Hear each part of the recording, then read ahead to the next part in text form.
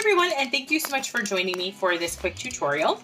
And I wanted to just go over some ideas for our very first steps in getting started with our eye, and then also to give you some tips and tricks for building interest in your subject.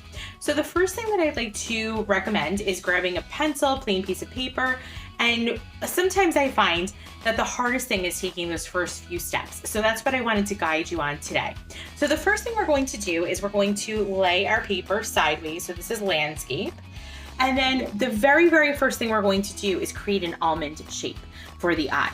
Now we are going to take almost half of the page up, but we do want to leave a little bit of extra room around the edge so that we can build from the center point. So what I'm going to do is I'm going to take my line and I'm going to create a little bit of a half circle shape going up and then bring it down. Like I mentioned, it kind of an almond shape, and it's going to be connected. So you want to connect that here, bring it down a little bit, and then bring it back together. Okay, so that's the very basis of our eye. I'll show you a little close up of that. Now, the next thing you're going to want to do is you're going to try and echo that first line that you created with a second part, okay? Almost like the upper and a little bit of a lower eyelid to start our base. Now, the next thing you want to do is you want to think about your pattern that you're creating. The one that I decided to work on is almost like a braided bread pattern. So if you look at this, I'm just kind of overlapping a little here and making a nice curved line. Or I was almost kind of thinking it's almost like a unicorn horn, if you think of just the shape and the pattern that it looks like. And it's really, really simple. You can see I'm not doing anything really complicated, right? And then I'm going to do the same thing on the other side. Again, matching whatever you do at the top with the bottom so that everything is as symmetrical as possible. Now, because this pattern is a little bit on the larger side, the next pattern that I'm going to create is going to be smaller. So the scales are going to be much smaller than what we see here. And I want something that's going to be a little bit of a different shape. Since this is kind of an oval here, I'm going to go with a smaller circle pattern. So I'm just going to layer small circles right over the top of what I just did.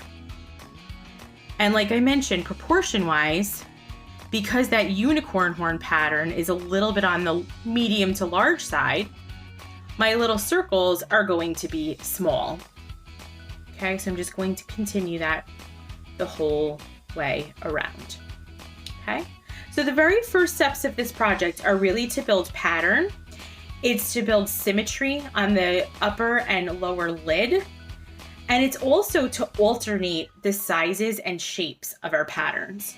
So another thing you could almost do is even go with a square pattern or a rectangular pattern as well, or even an organic shape, okay?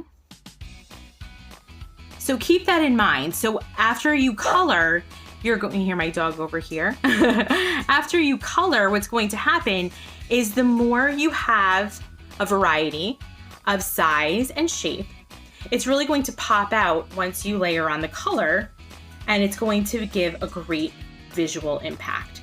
So really take your time with this stuff. That's really important. Make sure that whatever you're doing, again, it can be simple, does not have to be complicated as far as pattern goes, but make sure there's variety, okay? So as you can see, that's the beginning of my eye. So then in my next row, I'm going to go back to a little bit bigger shape.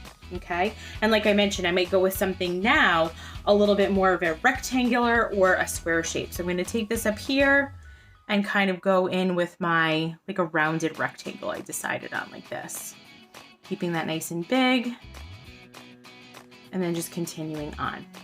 Another key to the last point that I would like, and tip that I'd like to bring up, is to make sure that all of your line work is touching, okay? You see I don't have any gaps in between the patterns that I created.